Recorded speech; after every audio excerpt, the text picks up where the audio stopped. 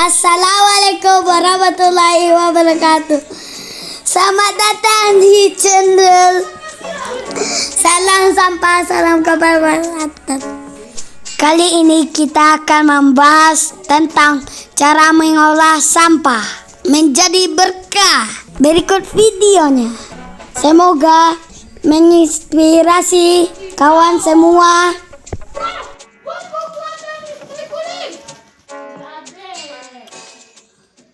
I am here at Nelson Boateng's house. This is not just an ordinary house, it's a house that was built with plastics. Yes, plastics. Within 72 days, he built this house. Now, this is my third interview with him.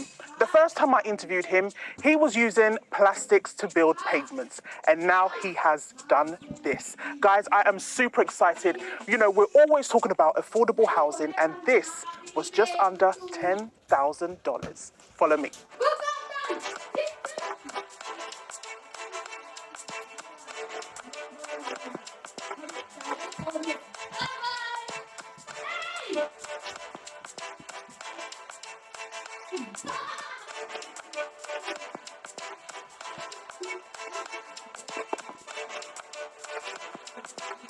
Yes.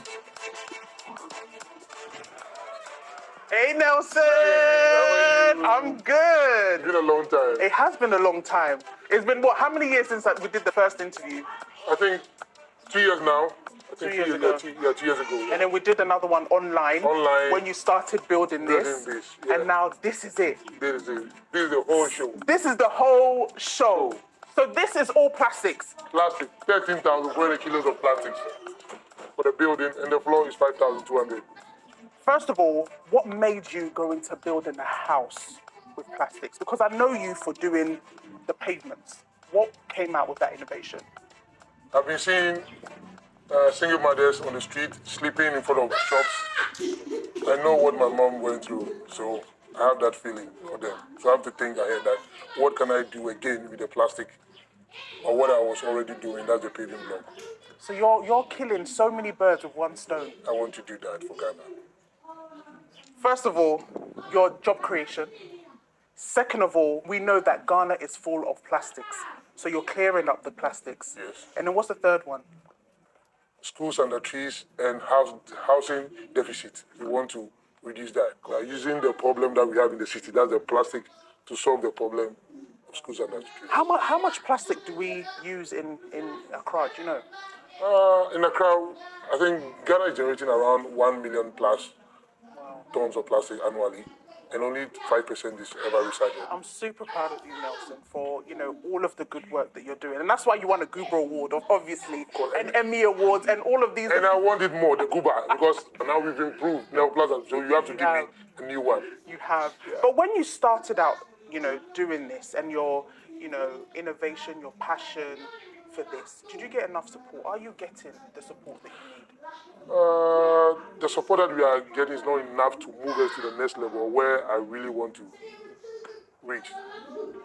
We have little support from the UN, MESTI, SDF, GCIC, and the seed.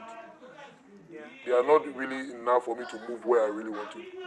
Yeah. Where do you need to move to? What needs to be done for you to move to that level where people can call you? I'm sure you're getting enough calls. How many calls are you getting a day for housing needs? Since this was outdoored, everybody knew about that you built a house using plastics. How has the calls been? About 500 calls a day, and I have to let my house taker even help me answer some of the calls, because now I can't do the real work I'm doing. Mistakenly, I gave my main line to the public, and now my goodness, it's a problem for me. So we spoke about the upscaling. What do you need in order for you to upscale so that you'll be able to meet those 500 calls that are coming in?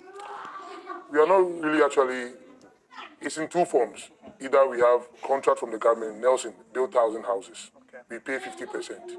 It will change the company totally. We can be able to accommodate others coming in. Or this is a soft loan, maybe with small interest or no interest for Nepal to grow big. People really need a place to sleep. With this, I was surprised the calls coming in people need even single room house. And it costs less than $10,000. And you built it in 72 days. Like, I thought when you're building a house, it takes longer than that. How were you able to do it in 72 days? Okay, so these bricks, we don't use mortar or cement in laying them. They just interlock with each other with the male and female ends. It's just like a Lego bricks that we fix. So we're just fixing it. And this house, we built it ourselves. We didn't call any mason to help us. We built it with school children. Anybody passing around, they are interested to see what we are doing. They will come, hey, come, let's arrange. That's why you see some of the bricks not really straight. Okay. Yeah. Because you got the community to help you. To help me. So you don't really need to spend much in building this. Yeah. And in terms of, people be like, oh my God, I'm living in a plastics house. In terms of environmental issues, in terms of health issues, is that good for my health to be staying in a house that's built with plastics? Okay, so it took me, I did this about 7 times to get it right. Now, our bricks is not solid. We have a groove or hole in between the brick. That doesn't allow the heat from outside to get in and also maintain the temperature of the room. Even with that, it saves your electricity cost. Why am I saying that? Your aircon or fan, let's say aircon, will not be starting off in because it has the ability to keep the room temperature stable. Yeah. So what about, is there any emissions? Do you have to do some testing for the bricks? So that, because it's plastics, right? And we know that plastic, there's health issues that comes with that. Is it safe? Okay, so we've started the testing process with GSA, Ghana Standard Authority. And when you look at the bricks, how it is being designed, there is no emission in. Why? Because of the hole that we have in between the brick.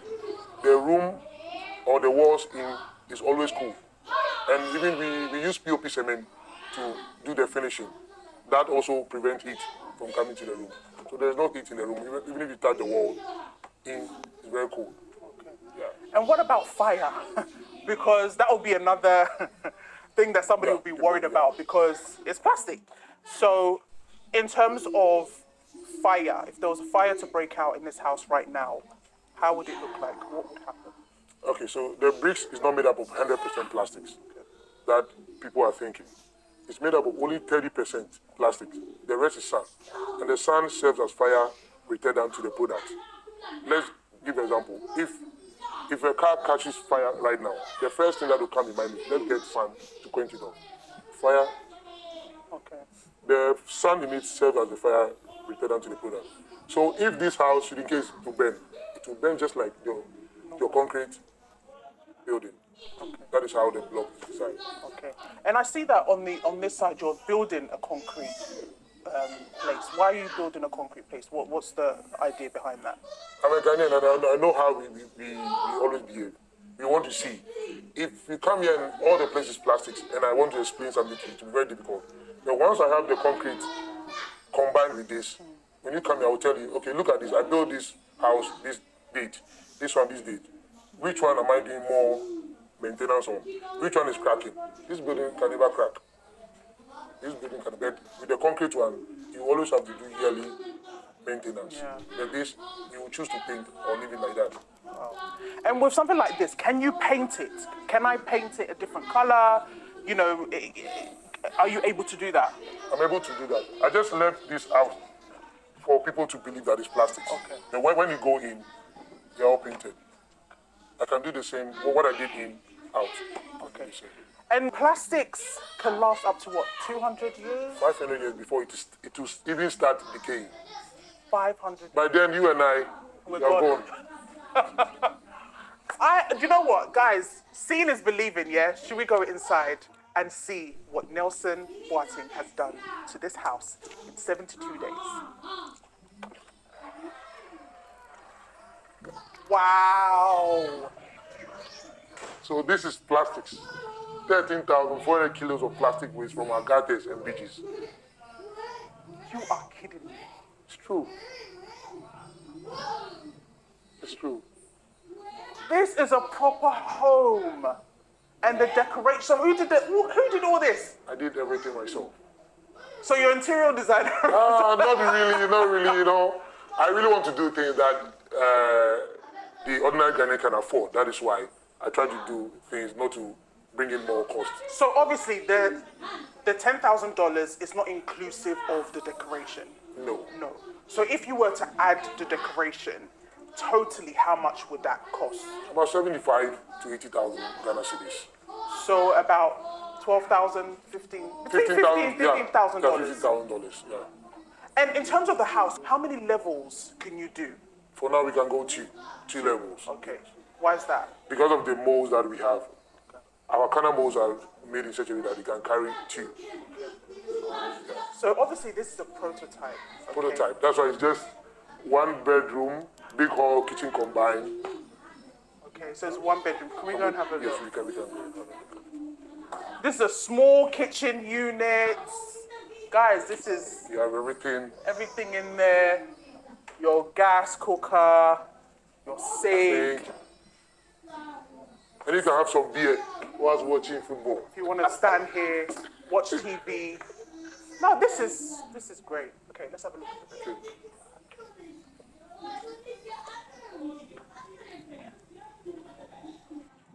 So this is the bedroom. It's 14 by 14 feet square. We have the washroom. Washroom in here as well. Yes, and even sticking the tile to the wall is a different technology altogether. Really? I have to try this more than 10 times, but now I got it solid. You know, what you're doing is not just about Ghana, but it's about Africa. We've got a huge issue when it comes to plastics and waste management and stuff. So I think that there's a bigger picture for you, Nelson. Very big. I can see that. There's a bigger picture because as much as, yes, you're going to start off here, but you do have to look at, you know, other African countries and how you can solve so many issues for them. But I know that in the beginning, where it all started was you were working for a Chinese company. And they wanted to sell. And you got your percentage. And that's how the dream started. But God knows what I can do for my country. So I got, even though we are about 10 people looking for buyers, I got the opportunity to be the one to sell it. I got my percentage, not even $1. I built my factory. What would you tell people about perseverance? Because I think that's a word that goes along with your journey. Being able to be, you know, perseverance has been something that I think that is part of your journey. What I can say to you is that when you need something and you know what I really want will help humanity, don't even think of if this will kill me. You have to do it. Because if it's for humanity, I believe heaven will be on your side and you will achieve your dream. And let's talk about your educational background in terms of what you studied. Is this something that you've studied? How has your educational background been? I was not able to go to the school I really want. No. I went to government school. At the age of 13, I have to start working in the factory. I go to school, I close, I go to work, like that. I was given that opportunity because the Chinese was so much in love with me. I don't know why. And fortunately for me, I was posted to the recycling department. That is where the whole thing started. And why is it at the age of 13 you started working in terms of background? Why is it a 13-year-old boy was going out to work? Oh, we are about 8. We are about 8, and I don't want my mother or dad to get too much stress taking care of us. And this passion has been in me. It's my grandmom that raised me. He said, you have to do everything by yourself. So that has gotten into me until now. I don't have to wait for my parents. No, I have to help them. Before I will go to the senior high school, I have to get some money so that I can pay them. I can help them pay the admission fee, buy books, dress for myself. Yeah. And were your other siblings doing that, or was it something that Nelson was doing? Well, they are also very serious. We have good structure. What do you want again? We're all rejected, but God knows why. Now we are all working. And I like what you just said. Sometimes, you know, you think you want to do a certain thing, but God puts you in a place, in a different journey. And how has the support been from the community when you first said, you know, I'm going to build a plastics house? What was the reaction of people? People came in to help, but I know what they are saying. But like I said, I'm somebody if I want this, once it will benefit humanity, I don't care what you say, I will do it. I know the forces in heaven, they will be on my side. They were saying, this guy, is he crazy? How can you use Bola Bola to build the house? I think that is the reason why they came in to help me build it. Wow. So this house, not one person, the whole community, school children, they want to fix it. Like Legos, you know, they are playing like they are playing. We build the house. So, building a house, those people that cannot afford the 100,000 house, that can afford this house. But obviously, it's still 10,000 for somebody that's selling something on the street is still quite relatively high. Is there a payment plan that somebody could say, you know, per month, I'll give you 5,000 Ghana cedi, and you can do that for them? Because maybe gathering the whole $10,000 may be quite expensive for them. Is there that option?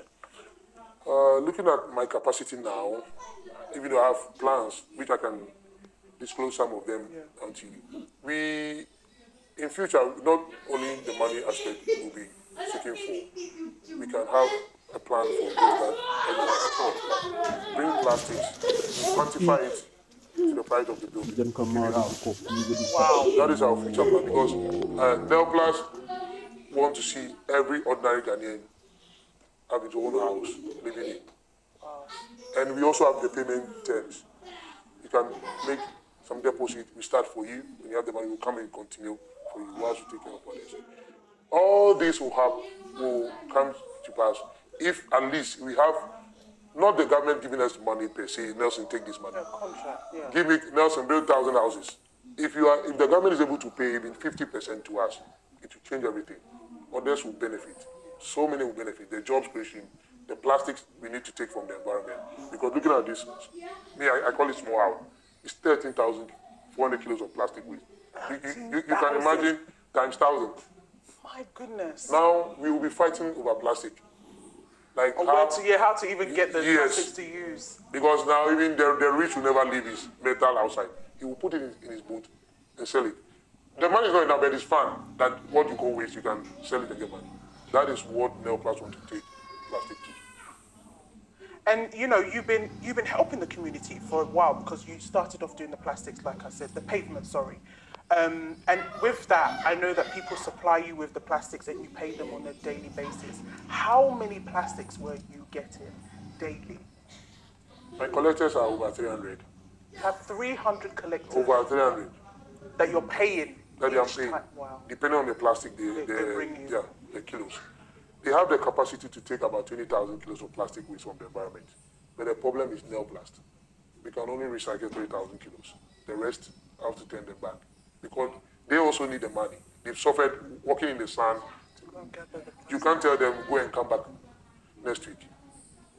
So sometimes we have to even stop them for 3 months. Don't bring plastics. Because the area even I'm operating is just 1 acre of land. And the plastic takes more space than even the real machine we're working with.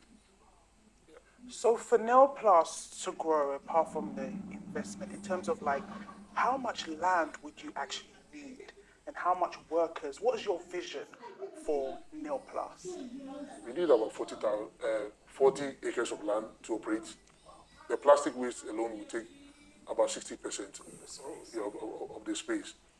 We were seeking for $2 million to start with, because we realized putting in big money, people try to go shun from it, we bring it to 2 million, we're still having difficulties. Like I said, we don't really need, now, with my board, we've decided we don't really need money. Now, Nelson, take this money, do this. Give us contract. Give us, Nelson, build 1,000 homes. We'll pay 50% first. As you move on, we'll be paying. Grow, yes, that will change the company. That will change the company totally from this stage. And how does your family feel about? I know your wife, your beautiful kids. How are they seeing Daddy? How's your wife? What is she saying? I've really put them into stress, because I'm the type. If I get money, instead of letting them enjoy, I'll use it to do research. And my wife will always be complaining. And I understand it. Yeah. Not that she's a bad, I understand it. Because you can't get money. The president gave me $10,000 to actually buy some equipment. Who did? The president. Okay. Yeah, I don't know whether you can have it. Oh, okay. Yeah. I use that money to upgrade myself. Instead of saying, oh, family, take 2,000 or 1,000. I use everything. Because you're passionate about... If I want to achieve something, I don't care. Once I know it will help humanity, I don't care what may come my way. But now they are happy. Last time she was here, seeing the ambassador of Denmark sitting right in front of me, eating in my plastic house. So since then, she has agreed to my dream. Really? Yeah. That's amazing. I mean, the government has given you some money. How has, other missions and stuff that you're coming... I've seen Denmark did something for you. What did they exactly do for you? So they took us to training on how to work with the plastic extrusion machine. That really helped me and my workers. Oh, now we've improved from the last time you were here. That's why you're seeing these beautiful cows. Yeah, it really improved. Wow. GCIC, Mesty, Professor Frimpong has been so amazing to us. He didn't give me fiscal money, but he taught me, Nelson, you can build your own machine. No need for me to give you money to go and buy. His assistant, Mr. Oliver Wachi, also the same. Nelson, we are not giving you any money. Go and find a way to do this. And that has built me up. Now I built my own machine. This bricks are saying, we didn't import anything from China or whatever. I built it myself. I know, because the machines that at your place, you do the plastic pavements with it, right? So you did this, everything yourself. Myself. No machine from China. No, I built everything here myself. So what does that tell you about Africa and the opportunity and the things that we can do for ourselves? We have the opportunity, but we don't believe in ourselves. When I was building this house, like I finished, whenever I finish setting up the place, I can hear from outside people are hey, China people are doing well. I said, what? I was laughing, what China? So I came and called them, come. I built this house myself. The bricks, I mold them myself. Nothing from China. But it also tells me that Ghanaians are now believing what we can do. Because if you are thinking this bricks is from outside Ghana, outside Africa, you're lying. It's Africa. Ghana, now plus we did it. Yeah. So they were actually saying China outside. Yes. Because they don't believe that they don't a believe Ghanaian it. person They can don't do believe this. it. They don't believe it. I did everything. High five. So let's sit and watch Hey, watch some TV. TV.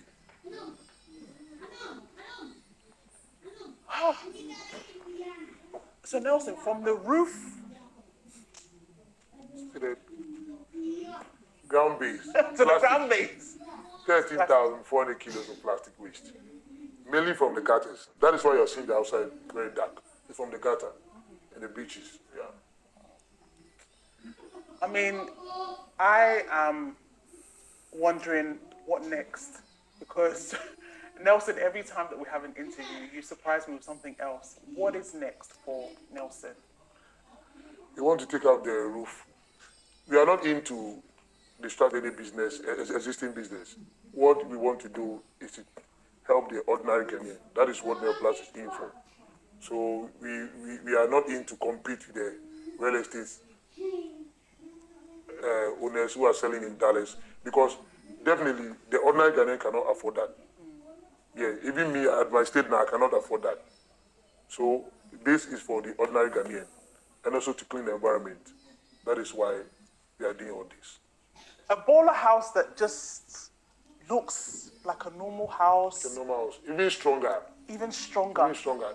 So it's stronger than using cement. Cement. This will never crack because the walls are not so rigid, like the concrete one. If there's shakes in the earth, it will just expand itself, contract when the earth becomes stable. So my next move is to tackle the roofing sheet, which cost me a lot. I spent about 17,000 in putting up the roofing. So if it's plastic, the price down. Now the ordinary Ghanaian earning between 500 to 1,000 can also own a house. That is what I want to achieve. Not to compete. I'm not into compete with any real estate developing. I want to help the very low income Ghanaian because I know where I come from. You know what you've been through. Yes. And you know what you've seen. Yes. And I can't go back. I have to go forward. I can't go back. I have to help. Guys, this has been a very inspirational interview, and I hope that you've been inspired because Nelson started working at the age of 13. He did not give up. He had his passion. He knew where he was going. And so listen, if you have passion and you believe in what you want. Demikian videonya, semoga bermanfaat bagi seluruh kawan-kawan. Salam sampah, salam kesehatan. Wassalamualaikum warahmatullahi wabarakatuh.